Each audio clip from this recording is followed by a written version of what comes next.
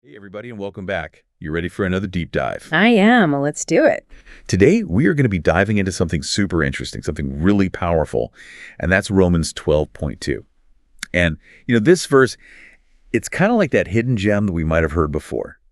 But when we really take a deep dive into it, it can totally transform how we see ourselves and how we see the world around us. So buckle up because we're about to unpack this verse. Look at the words and see how it can apply to our lives today. And just to refresh our memories, here's Romans 12.2. Do not conform to the pattern of this world, but be transformed by the renewing of your mind.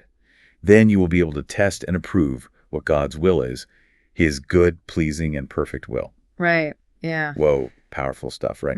What jumps out to you when you hear those words? Well, the thing that always kind of strikes me is how much emphasis there is on our minds. We often think about change happening around us, or if only this would happen, or if I could just get that, then I'd be happy.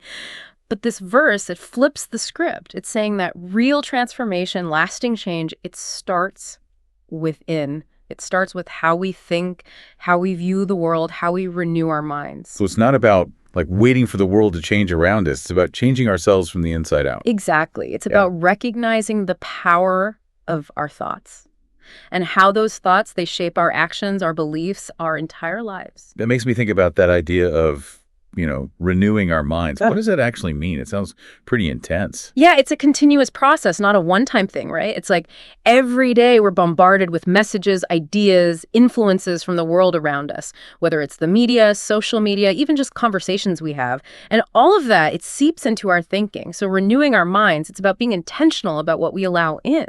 So it's like being aware of those influences and then actively choosing what we focus on. Yeah, exactly. It's about filtering, questioning those messages that don't align with truth, with what's good, with what's beneficial. And then replacing those negative or unhelpful thoughts with something better, something that helps us grow. Exactly. And that's where I think that connection to God's will comes in. Oh, how so? Well, the verse goes on to say that, as we renew our minds, we'll be able to test and approve what God's will is.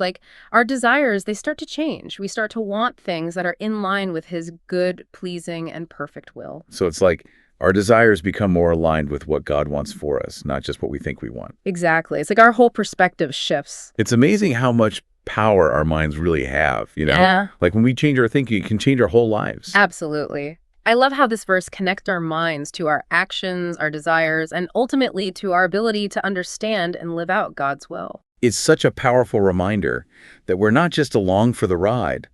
We have a choice in how we think and how we live. It's a lifelong journey of growth and discovery, and the more we align our minds with God's will, the more we'll experience the peace, joy, and purpose that he intends for us. That's a transformation worth striving for. Well, that was a great deep dive today. Thanks for joining me. It really was. Thanks for having me. And to all our listeners out there, keep thinking deeply, keep seeking truth, and keep renewing your mind. We'll see you next time.